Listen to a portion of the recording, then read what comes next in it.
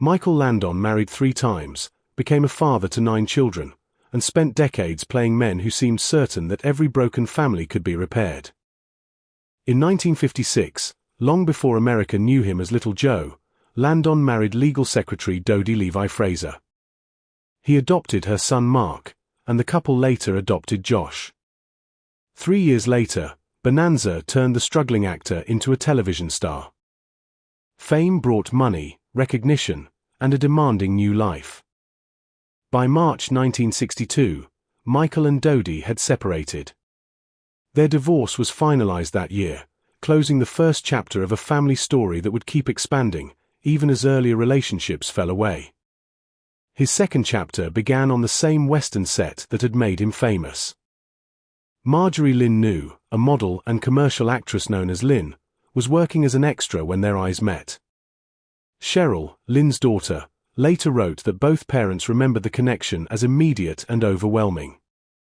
Michael married Lynn in 1963, adopted Cheryl, and welcomed 4 more children with her: Leslie, Michael Jr., Shauna, and Christopher. Friends remembered a couple so absorbed in one another that the rest of the room could almost disappear.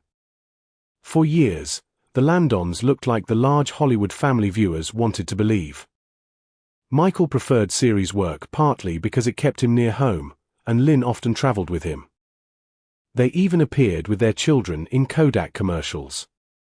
Then Michael became Charles Ingalls on Little House on the Prairie, the gentle father who listened, forgave, and always returned to his family by nightfall.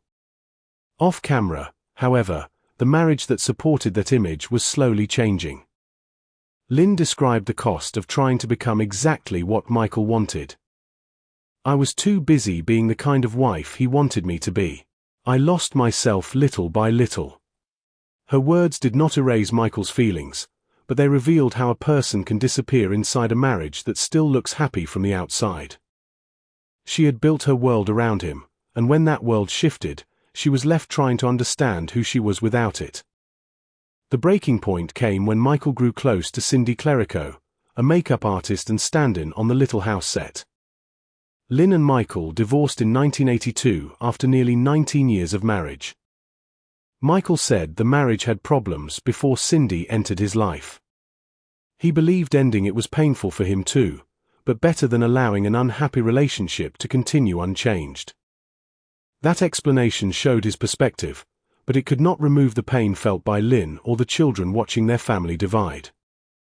Michael married Cindy on Valentine's Day in 1983. They welcomed Jennifer later that year and Sean in 1986. Their life together was not simply a scandalous final chapter. It became an 8-year marriage, a Malibu home, 2 young children, and the relationship that remained beside Michael when pancreatic cancer entered their lives in 1991. Near the end, with family gathered upstairs, he asked for private time with Cindy. She was beside him when he died on July 1st at only 54. Years later, Michael Jr. explained why the divorce remained central to the way he remembered his father. "The movie was centered around the divorce, and that was my main reason for making the film from my point of view. It was not a public attempt to erase Michael's warmth. It was a son trying to place love, anger, admiration, and abandonment inside memory." Michael Landon genuinely believed in family, yet his own family was shaped by adoption, devotion, reinvention, divorce, new love, and wounds that did not vanish when the television credits rolled. He gave viewers fathers who always knew how to come home. In real life, home was far more complicated. His greatest family stories were beautiful because his own remained painfully unfinished.